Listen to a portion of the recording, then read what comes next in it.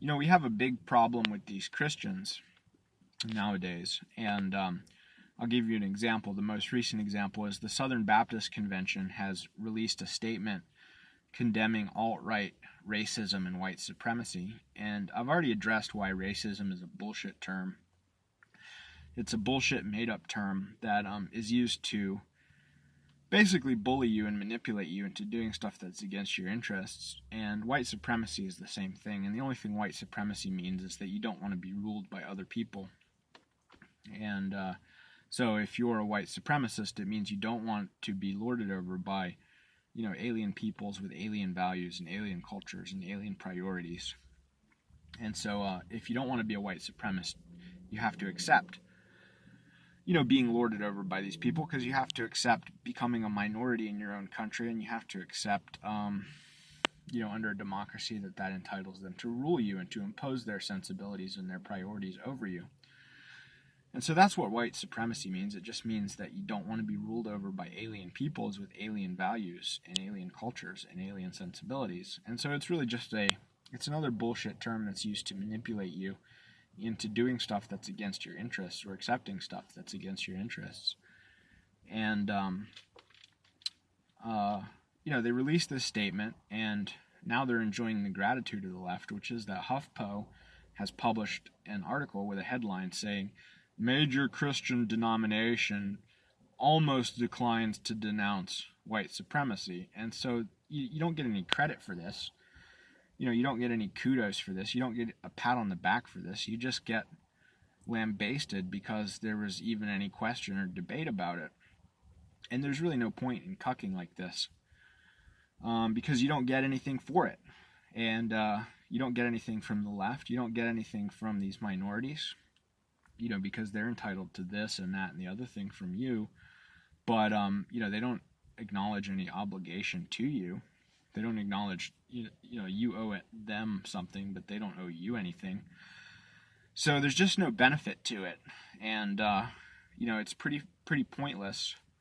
But, it seems to be across the board that Christians are doing this, and every denomination of Christians is doing this nowadays.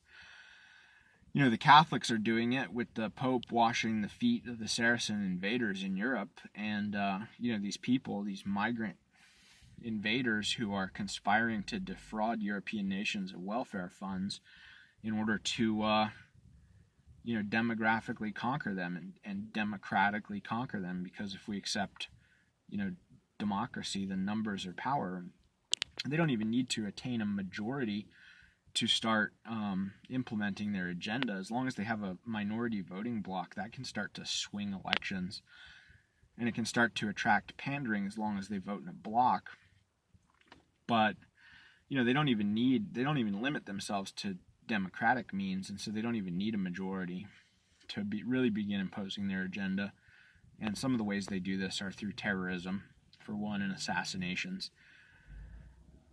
They've attacked Yulens Posten and Charlie Hebdo and Theo van Gogh, and they forced Salman Rushdie into hiding and Ayaan Hirsi Ali into hiding. These critics, people who contradict Islam, apostates who have left Islam.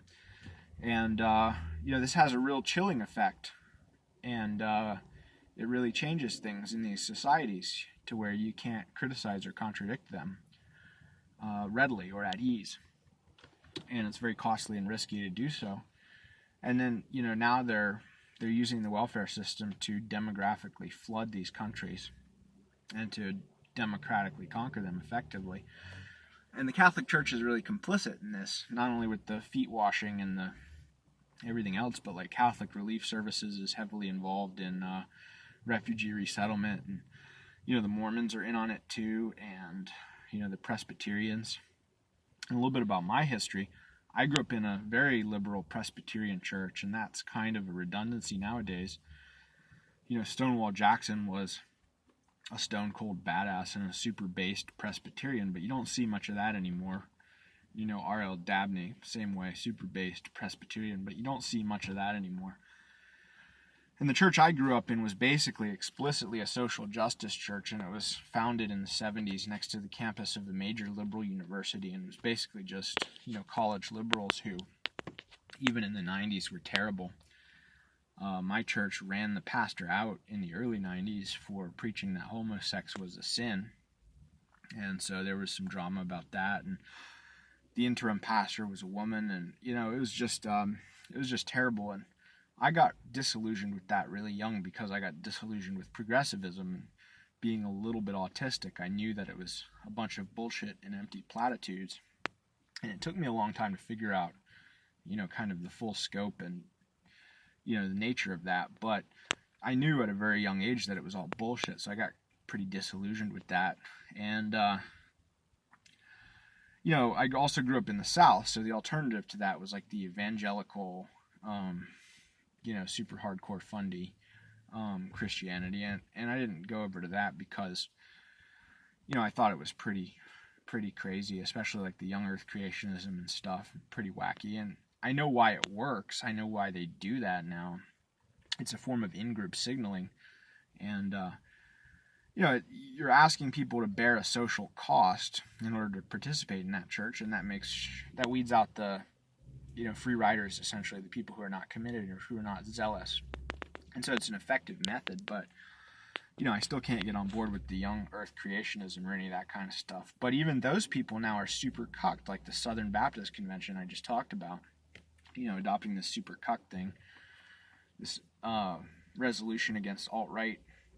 And, they're always going over to Africa and the third world on these mission trips to like build schools and drill wells and stuff and like bring back, non-white babies, and just super cucked across the board. And the Protestants and the Catholics and, I've heard the Orthodox are better, but I don't actually know a whole lot about them. But it just seems like a lot of these Christian denominations are just, really cucking full steam against Western civilization and against the interests of white people, which is like the opposite of what I would want them to do.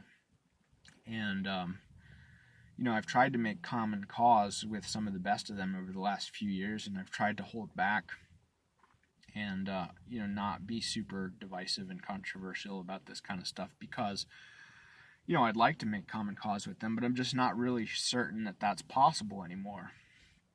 Like one of them told me recently that, he wants white people to succeed, but on God's terms. And if white people won't embrace God in God's terms, then, and if, let's say jungle pygmies will, then God will raise them up. And so his loyalty is not fundamentally to his people or to his civilization, but to, anyone who adopts his God, which is frankly pretty silly because if you explain your religion to jungle pygmies, they're not going to interpret it or understand it in the same way that you do, and it's really going to still be a very different religion and a very different God that they worship. So that's really a pretty silly point of view. So I really just don't understand that at all. But I think it's kind of inherent now to the monotheistic mentality where if there's one God and one truth and one way, then you have to spread it to everybody. And that loyalty has to come first. And, it's kind of hard to understand some of this stuff, like the Catholics cucking for Muslim migrants. And maybe they think if they bring them in, they can, reach these people and convert them and assimilate them. But I've already explained why I don't think the Muslims are going to assimilate. And I don't think the Catholics are going to have much better luck assimilating them than the secular society does. So it's really a pretty foolish course and a pretty foolish strategy. And I don't dispute that Christians have done some good in the past. They did prohibit inbreeding, and that was part of what combined or mixed up the tribes and the clans into homogenous outbred nations and created the high trust societies in the West. Because if you do have a homogenous high trust society, then you can universalize kinship trust and kinship altruism from the tribe and the clan to the nation. Because then the nation is like, not close kin, but distant kin at least. And so, there was an economy of scale realized there, and also universalizing it somewhat, not completely, but somewhat, from the nation to Christendom, when that was still synonymous with white European civilization. There's maybe some economy of scale there in terms of increased cooperation, international cooperation, and harmony and peace. But I just think we're far past the point where that universalization of kinship trust and kinship altruism is doing any good, and now it's doing a lot more harm when you start talking about Christians from completely alien cultures and completely alien ethnicities and backgrounds and histories. It's probably not doing as much good as it does harm. And then you're talking about people who are not even of the same faith, like the Muslims, and it's just it's really counterproductive and really destructive. And I wish they would turn this around and they would reclaim that role as kind of defenders of Western civilization, which I don't think they ever did it perfectly, but they did it a lot better than they do now. And they did serve as a bulwark against Islam and a bulwark against communism. And I kind of wish they would do that again, but I'm just not certain that they will. And I think maybe, we've kind of reached the logical conclusion of this monotheistic, expansionistic, universalistic worldview that is contained in those teachings. And, maybe this is the end of the line. Maybe there's no turning it around and we have to look at other solutions. I do have, I went through an edgy atheist phase in my youth when I became disillusioned with the religion I was raised in. But I have had religious experiences, and I do have religious views since then. I don't have a religious practice or a religious community, although I would like to. I think those are tremendously valuable things, and maybe we can't do without them. So it would be nice to have that. And I'm just not sure that Christianity can fulfill that role anymore. My own personal sensibilities and my own personal convictions kind of lean more pagan nowadays, and that's not perfect either. I mean, I just talked about shield maidens in a recent video, and that's an example of where you can go wrong there. But these Christians are just relentlessly cucking, and it seems like it's every major denomination now. So I've kind of held back, and I've tried to make common cause with the best of them over the last few years, and I'm just not sure how much longer I can keep doing that. And I kind of think that their teachings are at fault here, or are part of the reason why they're just relentlessly cucking across the board. And maybe that needs to be addressed. So I don't know. Tell me what you think.